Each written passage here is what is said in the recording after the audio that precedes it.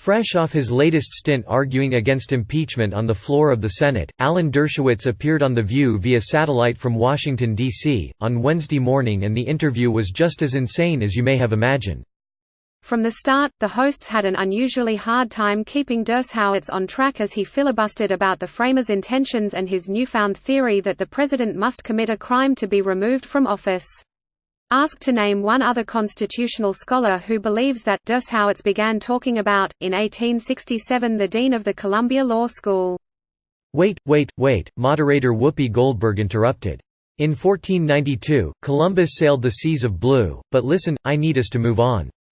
When he refused to move on, she told him, here's the thing, Alan, you're not going to get any time because you've got 4 people trying to ask questions.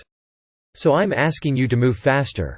He continued to press his point, arguing that scholars are only taking that position because Donald Trump is being impeached. If Hillary Clinton were being impeached, they'd all be on my side, he said, to which Joy Behar yelled, that's just baloney.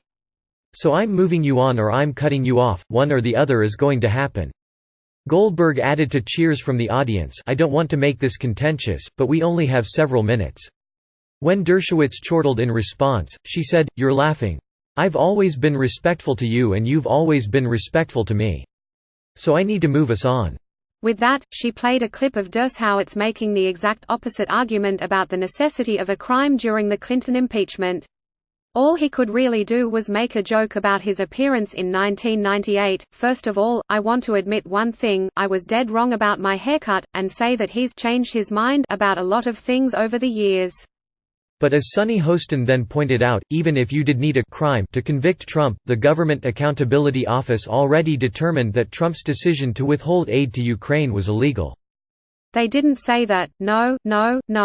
Dershowitz said, Sunny, I'll tell you what, let's bet $1,000 to be contributed to the peace of Israel and Palestine. As she maintained her position, he contradicted the GAO by saying, they have no jurisdiction to conclude it's a crime. Moreover, the GAO is dead wrong. The president conducts foreign policy. He has the right to withhold funds. By the time Dershowitz started quoting Abraham Lincoln, Goldberg could be heard groaning, oh God. And all of that was before Meghan McCain got her chance to ask a question. After months of insisting Donald Trump committed no wrong on his perfect call, Republicans have found their way to the inevitable endgame, arguing that the president is above the Constitution that he is sworn to uphold. For months, Trump's defenders claimed he never conditioned the release of military aid on Ukraine's announcement of investigations into Joe Biden and Russian conspiracy theories, as alleged in the articles of impeachment. Trump's legal team opened their argument on Saturday by declaring that no witness heard Trump link the aid to Ukraine's manufacturing of dirt on Biden. But on Sunday, the nation learned that former National Security Advisor John Bolton heard the president admit he'd done just that. For a moment, the president and his allies seemed flummoxed.